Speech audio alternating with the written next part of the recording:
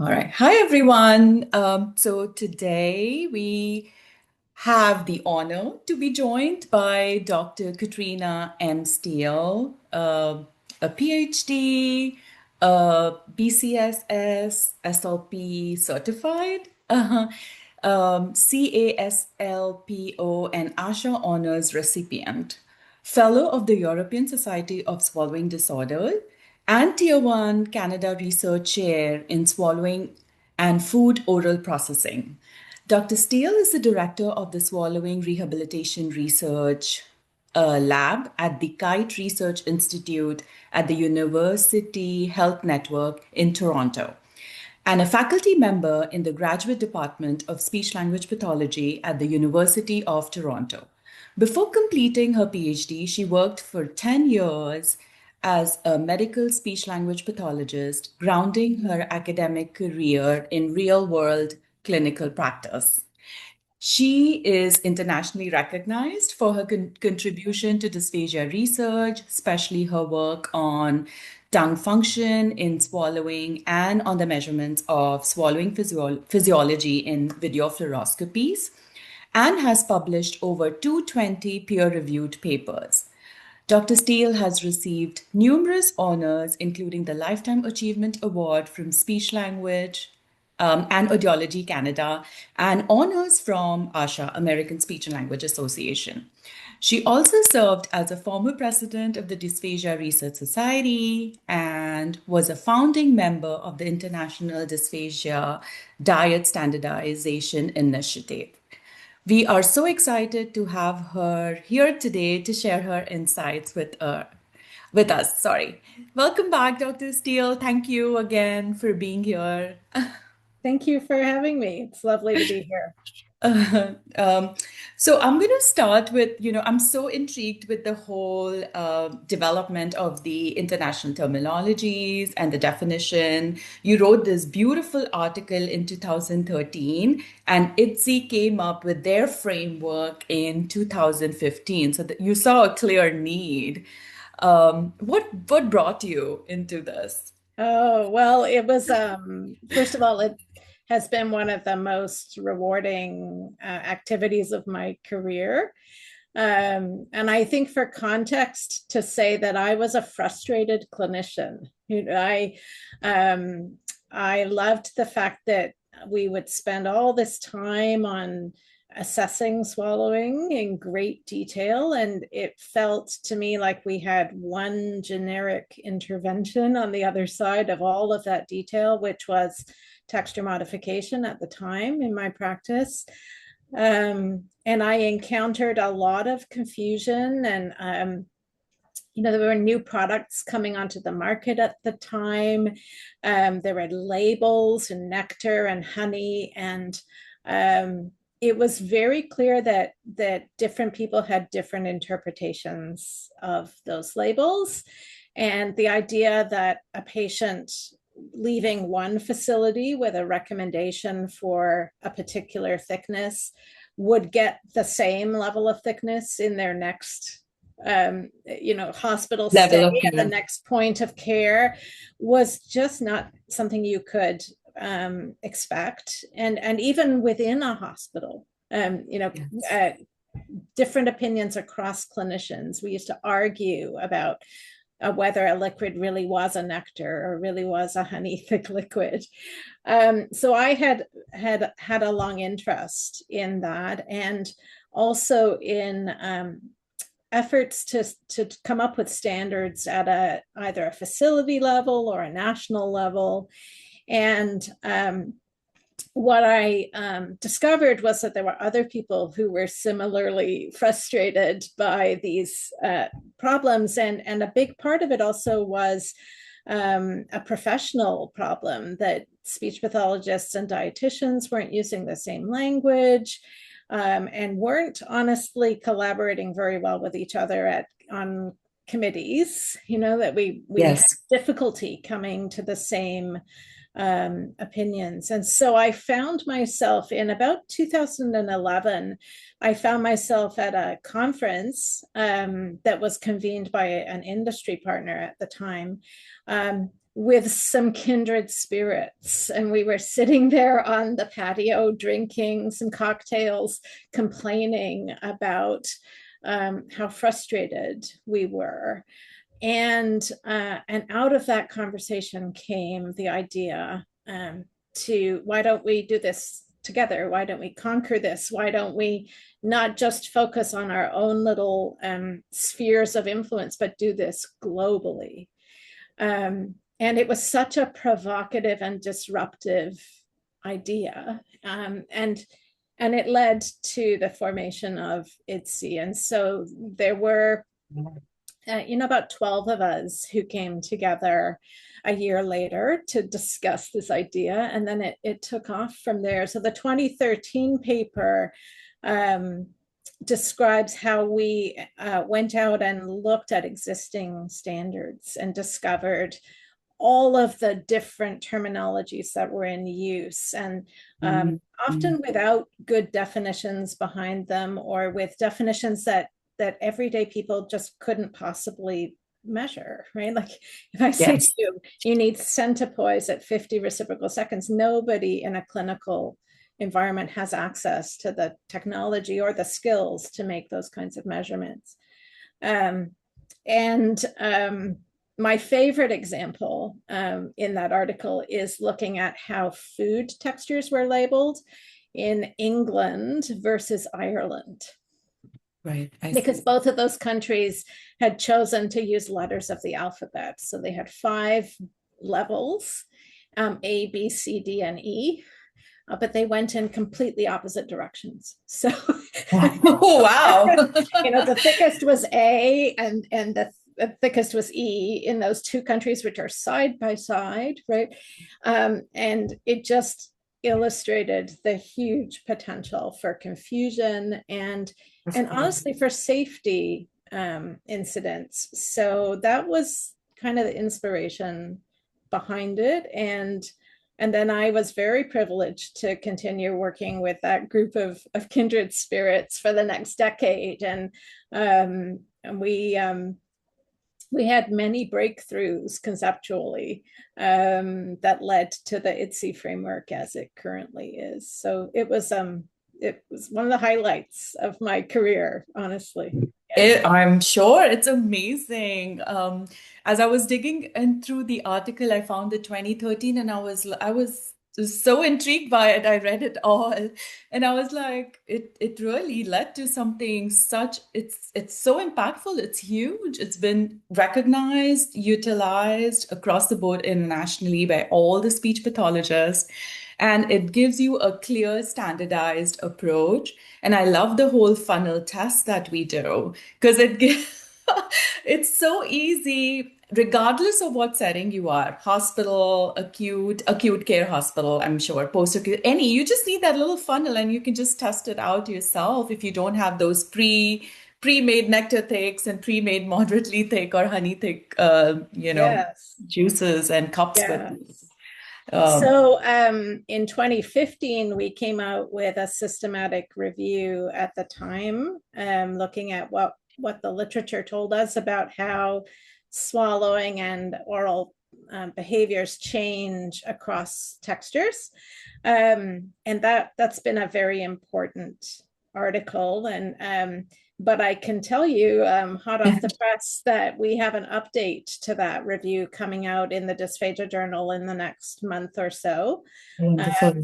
There's been a huge amount of work in the field where studies have compared swallowing across more than one texture in the last decade, so since that 2015 review. And so we're able to really expand the evidence base. So we're very excited to see that coming. And we also, just to your point, we're so pleased to see IDDSI being implemented in so many places, but we still have a lot of work to do here because when we looked across the articles that we found, so we ended up reviewing about 465 articles in that process. And half of them used IDDSI terminology.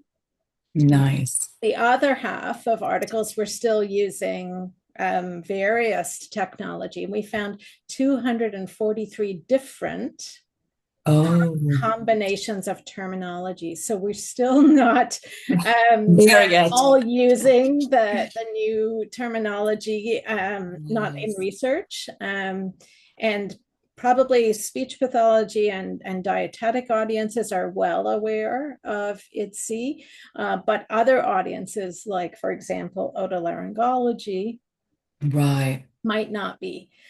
So we still have quite a lot of work to do in trying to adopt standard terminology, which is a really critical foundation for research, right? In terms of being able to ask questions about whether it makes a difference, does it work, whatever we mean by that.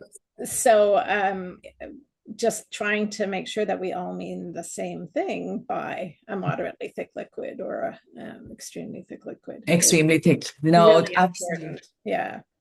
Very important, especially in terms of the thickened, in terms of the liquids. That's like has been such a it's been really hard in terms of the textures because everybody is different. And when it comes to this is research we're talking, but imagine in the real world when you're clinically working with patients, so it's a whole different the I, whole different set of challenges you come up with. I think that's part of the magic of IDDSI is that it was firmly focused on the patient and their caregivers from the very beginning, right? So it's one thing for us to be able to access a measurement, right, in clinical practice. But then Right. in terms of supporting patients to actually follow recommendations, the beautiful thing about IDDSI is that those tests, the funnel test, and then the spoon tests and the fork tests that Yeah, the food. follow are things that anybody can do in their kitchen, right? And so it really has empowered people to work with their own food and liquid, right? And understand how thick it is or how hard it is, and maybe adjust it to fit somebody's needs. Um, and and then you don't have to go and buy the expensive commercially available pre-prepared things. You might, but you also have a much bigger menu of possible foods and drinks available to you that you can tailor to the recommendations.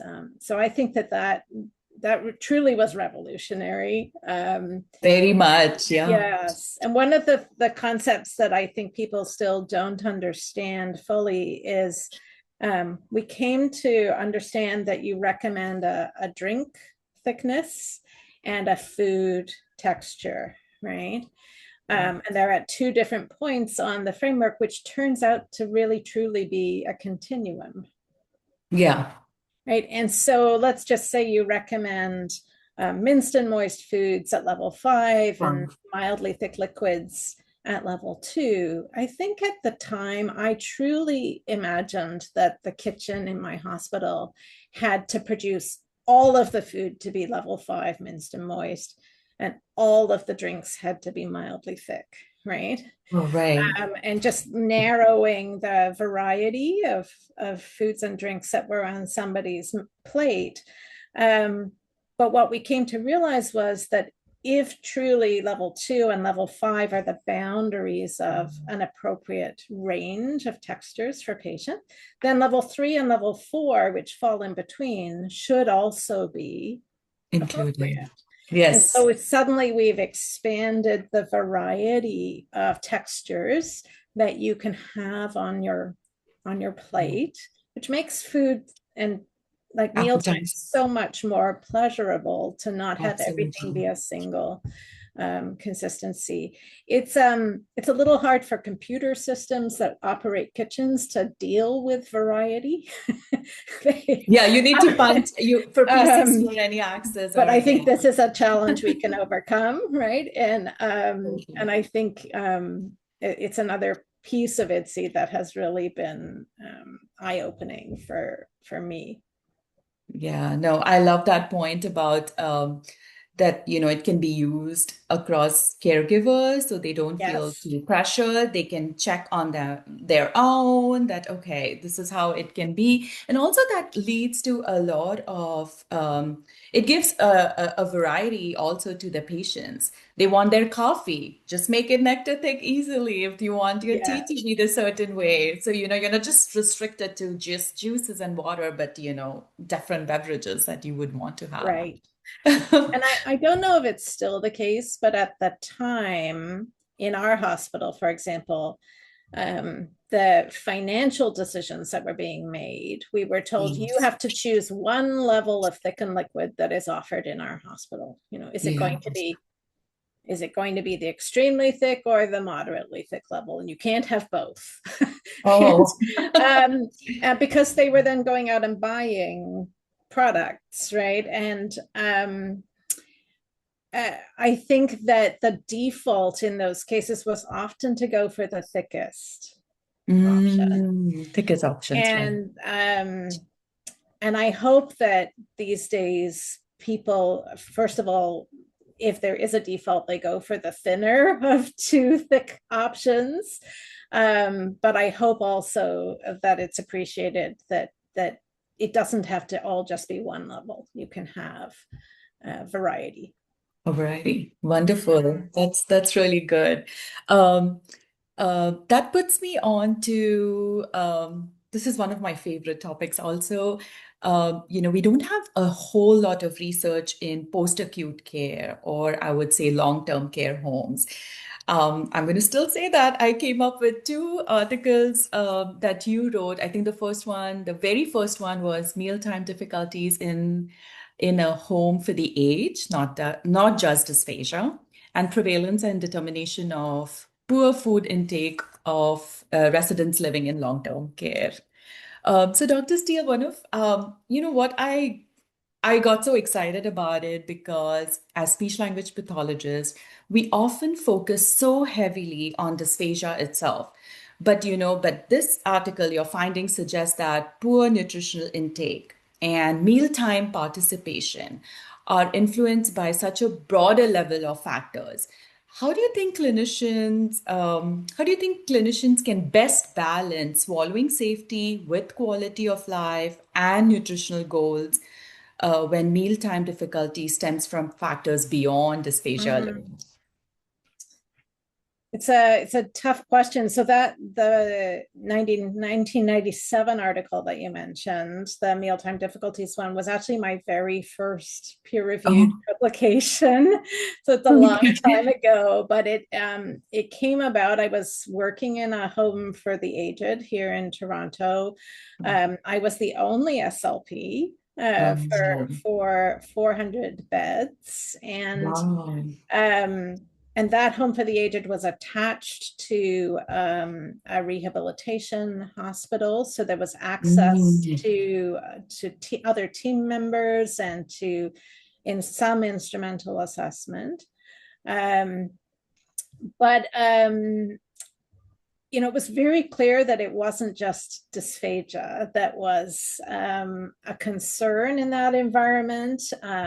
We had behavioral units, right? We had, and and again, sort of, it happened to be a facility with a particular religious cultural background, and so there were religious and cultural elements of Mm. consideration around food and also around decision making around texture modified food or tube feeding that were quite challenging. Right. I was overwhelmed, honestly, and the motivation behind that study was we wanted to create a kind of screening checklist that would help us triage patients to the best professional for an assessment so that I would find myself truly focusing on swallowing, and the psychologist or the OT or the dietitian would focus on their domains. And so we developed a checklist that was used and to try to characterize what was happening in that particular facility. Mhm. And of course, it showed different kinds of mealtime problems that aren't just about swallowing. And if I think about that today, I, I don't know what it's like at a SNF in the United States, but I know that here in Canada, the long-term care facilities actually generally don't have any SLP on staff, and there's a model of consultation in challenging cases. And so other people on the team are left with looking for signs of concern around swallowing. And that's often a dietitian, because dietitians are mandated to be in those facilities because they provide food. Right. Um, and yeah, so I think, over time we've realized that there are still a lot of gaps in Yes. that system. We're very concerned about nutrition and hydration in those facilities. We know that those are big reasons for sending people to the hospital. We also know that if we put people on texture modified diets, that in fact their intake goes down, probably Right. because they don't like it. No. And so, and also the budgets for food in those facilities Yes. are quite limited. And so it tends to lead to not a lot of variety in people's diets. And oral health is another huge thing that is neglected quite often in those situations, often for systemic reasons. A lot of people don't have insurance for dentistry. And so it continues to be a very complex environment. I think that interprofessional collaboration is critical.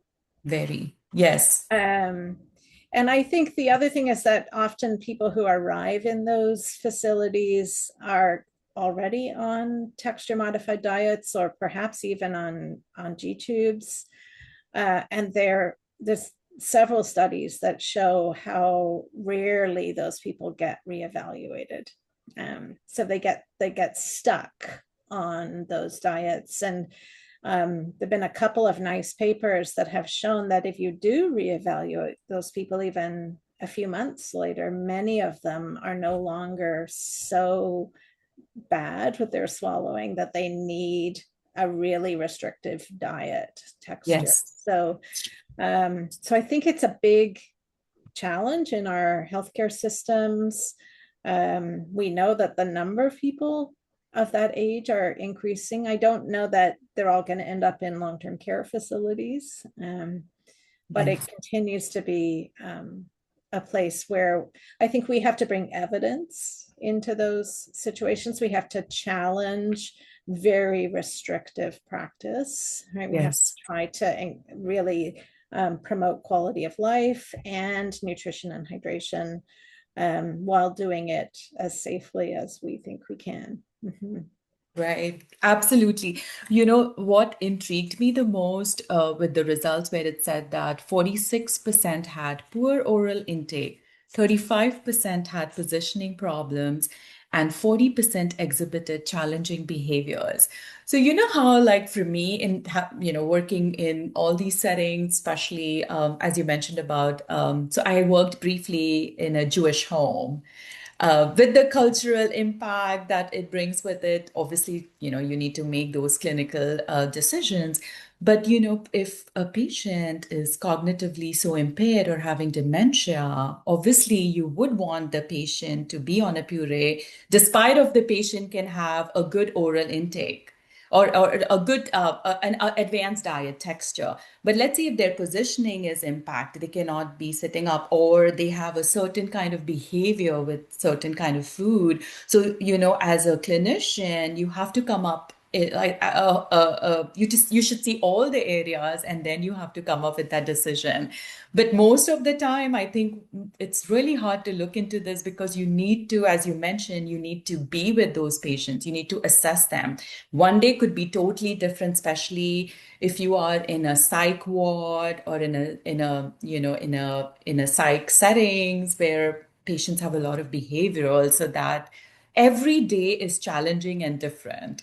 I remember clearly I worked in one place for like 4 months, and it was very it was a psych ward and very highly driven, and but it had its challenges. Mm, So I yeah, thought, yeah, this article provided like all the other multifactorial things that you have to consider, which was amazing. yeah. I think, if I think back to that time, um, I would encourage people to think beyond just the clinical question, right? Absolutely, yes. I remember we had a meal intervention that we introduced where we had a special dining room for people that needed extra attention and help. But what we did was we had staff eat their meals together with residents, right? Oh, Um, and it was like more of a kind of a family mealtime environment, right? And um, there's actually some lovely literature, particularly from Scandinavia, on this kind of model where the care providers, the healthcare professionals, are also eating, right? And you model and you have conversations and you make it less clinical environment, right? right. Um, we also did a study later in that facility. It was actually during the SARS epidemic that we had, Mm. which happened to hit here in Toronto, and um, uh, visitors were not allowed anymore Oh, for some time frame. And of course, this will have repeated in COVID, but um, we looked at whether staff who had nothing to do with mealtime, right, in the institution could be redeployed as companions at mealtime. mm. So, it could have been the business office people or the janitors, all sorts of Yeah. people who didn't have a clinical role. Could they be companions at mealtime, and could we train them um, to be mealtime assistants? And it was a beautiful model because it also applies to volunteers, right? You don't have to Yes. be a highly specialized person to be helpful in a mealtime Yes. context in these environments, and you can make it much more home-like. And I think that those models have a lot to go for them. And it's difficult when we're brought in, as a outside assessor to look Yes. at one piece, and we don't get to see the whole context in which that person is working and living. Living, yes, that makes a huge impact. That's a great Mhm. point. So, Dr. Steele, I'm going to come back again for the with the diet textures. Yes. There was this another article, and I think it's also something which I have come across a lot in terms of my working and in my clinical practice, that we give so much of we don't like people don't like thickened liquids. That's what it is. It's always controversial. I would go and recommend a diet and do maybe a nectar thick, and then the other SLP would see and then upgrade them to thin and write, oh, this article so and so says, but beautifully said. I loved the conclusion that you mentioned in this one, that we concluded that evidence shows a benefit associated with thickened liquids in terms of the reducing penetration and aspiration. But this benefit brings with the risk of post-swallow residue in the pharynx with thickened consistency. I totally love it, and I agree that thickened liquids. I know the viscosity and so many things are there, but if you have done a VFSS and you see that there's no post swallow residue, and the patient is, let's say there were frank penetrations on thin, but on nectar thick, there were literally no penetrations, no aspirations. I would love my patients to recommend a nectar thick diet still to this day. What's your take on that? Yes, so I think our job is to understand the risks that we see in somebody swallowing and to look for um, interventions that we can recommend that reduce the occurrence of those concerns. And so at a high level, we're talking about two major functions. One is safety of the airway, or we use the word safety. It's not a great word and it gets debated, but is the person able to prevent material going into their airway?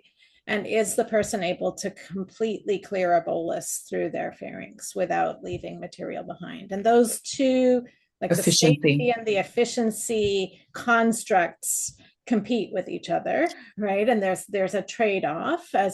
We know there's really very compelling evidence now that as if somebody has airway invasion with thin, first of all, thin is the most likely material to go into the airway. Yes. And as you go thicker, that probability dramatically reduces. But as you go thicker, then also the probability of residue staying behind appears to get thicker. In our most recent research, there's a third element that hasn't been very well controlled in clinical practice or in research, and that is volume of the bolus. So we tend to drink liquids from a cup, right? And we tend to take larger sips, right? But when we evaluate thicker consistencies or recommend them, we often make the bolus much smaller. Smaller, yes. We often move to a teaspoon. And so texture and volume interact. So this risk of there being more residue is both a function of the thickness and the size of the bolus. Yes. So you can limit the risk of residue by using small utensils to serve thicker consistencies.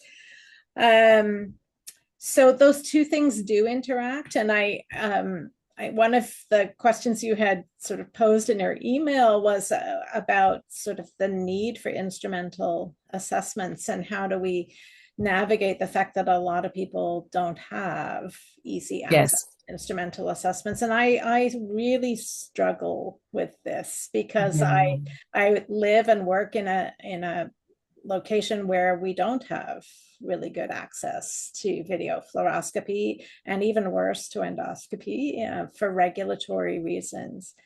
But the simple truth is that we know that a bedside observation doesn't give us valid information, or that I think it leads to very conservative practice because we see a throat clear or a cough and we think, oh, maybe that was aspiration. We don't know. We also don't, if somebody doesn't cough or throat clear, we conclude that they're fine, and that may not be a valid conclusion. And really the only clinical sign we have of potential residue is that somebody's swallowing more times, that we don't have a lot of, or we ask them, do you think you feel anything behind in your throat? So the quality of information we have is very minimal to guide practice. But if we do have instrumental assessment, then we can be much more confident that a texture difference works to address one of the problems that we're looking at. We can also see if it doesn't work or if it introduces a new problem. So we can try to find the best texture for a person that balances both the safety and the efficiency. So I would really struggle, honestly, to practice if I didn't have access to instrumental. But then you have to watch people very closely and sort of dig for more signs, I think, to inform your recommendations. Right. Does that sort of answer the question? No, you did. It's a tough job. Yeah. It is a tough job. Right. And then of course there are people's choices and preferences that come in. What I do think, I feel very, very strongly that we should not represent texture modification as effectively managing pneumonia risk. And I personally believe our job is to address the one component of pneumonia risk, which is, can we limit material going into the airway, right? Right. And I Definitely. think we can do that. And then we can also advocate for the other components for oral care, to limit, the bacterial buildup, um, and recognize also that the overall health status of the patient is a huge modifier in this risk It is. equation, right? And people who are bedbound and Yes. frail are at much higher risk than those who are up and around. Right. No, very well said. Yeah, it's a So big, big debate, right? it's a big, exactly. It's a very controversial. It's like catch 22, where what would you do and where would you go with it? Um, right. Yeah. Um, so Dr. Steele, I'm going to move on to another favorite topic about the tongue function in swallowing, and you've done a significant amount of work on that. Your research has significantly advanced our understanding of tongue functions and swallowing. I would love for you to. Okay. Okay. All right, Dr. Steele. So I was wanting, sorry about that. Um, so your research has significantly advanced our understanding of tongue function and swallowing. I would love for you to tell us more about that. I know there were like two steps in terms of the functioning in one of the papers, but what misconceptions do clinicians still have about tongue strength, tongue pressure, and functional swallowing outcomes? Okay. Well, um, so I actually studied tongue function in my doctoral research, and I found myself studying tongue movement. Um, and so we used a technology called articulography at the time, where we actually attached little transducers to the tongue in the front, middle, and back. And we would seat people inside a magnetic field that could track the movement of those transducers. And one of the big findings for me that I think is still not well understood in the field was about the direction of tongue movement. So we read a lot about people working on tongue pullback or moving the tongue backwards. When in fact, what our research showed and other people had actually shown before us is that the tongue moves forward primarily. So if you think about how we describe hyolaryngeal excursion in swallowing as moving up, and we talk about, do people move it far enough upwards and forwards? They're actually doing the same thing with their tongue. So in most swallowing, people position their tongue tip behind on the alveolar ridge, right? And they Yes. use it as a kind of anchor point. And the tongue bunches up. So it moves up and forward towards that anchor point and compresses, right? And as it's doing that, the hyoid and the larynx are also lifting. It's a very biomechanically coordinated behavior. And as the tongue is applying that movement, pressure is being generated towards that anchor point. So the direction of the pressure generation is actually forward and upward. Mhm. And what that does when you have a liquid bolus is it acts like a conveyor belt. So as pressure is being applied forward, it squeezes the bolus backward. So the bolus is moving backward while the tongue is moving forward. And for me, when we first saw this, I thought, no, this is wrong. I don't understand. And then it started to make more sense. And then the tongue does move backward eventually, but it chases the bolus. The bolus has already moved. It like follows the bolus down. We're not really clear how much pressure is involved in that backward movement. It's kind of sweeping up whatever has been left behind. Mhm. So that I think that a misconception is about where the focus of pressure generation for the tongue is in swallowing, and I believe it's on the anterior palate. Um, and we've done some work on effortful swallow training with a focus on generating higher anterior palate pressures. And we believe that generates a faster bolus movement. And then when the tongue recovers, it also recovers faster. So I think that is what I would say, that if you're thinking about trying to work on how the tongue can be helpful in swallowing, to think about that, generating pressure on the anterior palate to push off as you initiate a swallow. Um, yeah. Nice. Yeah. Yeah, it's a pretty good understanding of the emerging concepts that you could Yeah. tie into. The analogy I often use when teaching is of backstroke swimmers Ooh, in a race, and they crunch their bodies up against the wall of the swimming pool and yes, push off. And I think that you can um, use your tongue in that way against that wall of the palate as an anchor point that really generates a more efficient swallow. nice. Absolutely.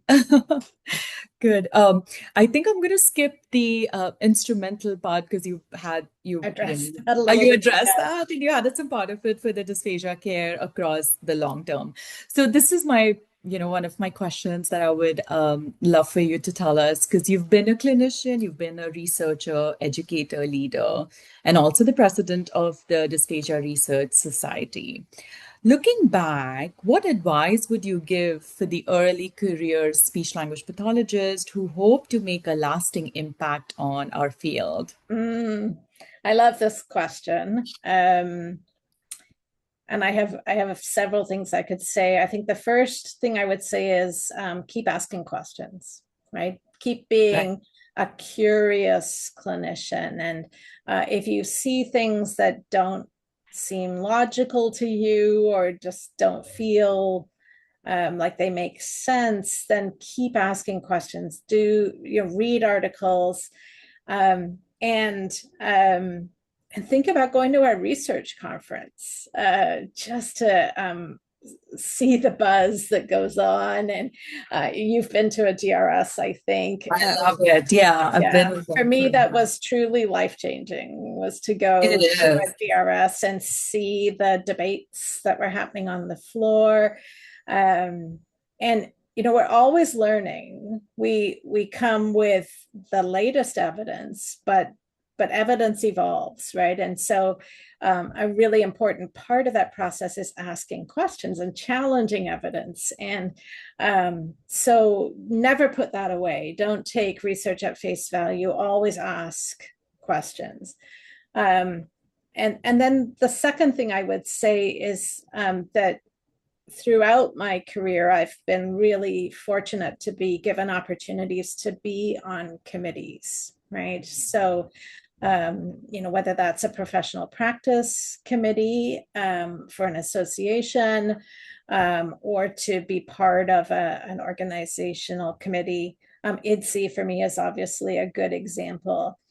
Um, and and that has been such an enriching thing to do in my career. So I've made lifelong friends through that. You find those kindred spirits who have similar questions to you.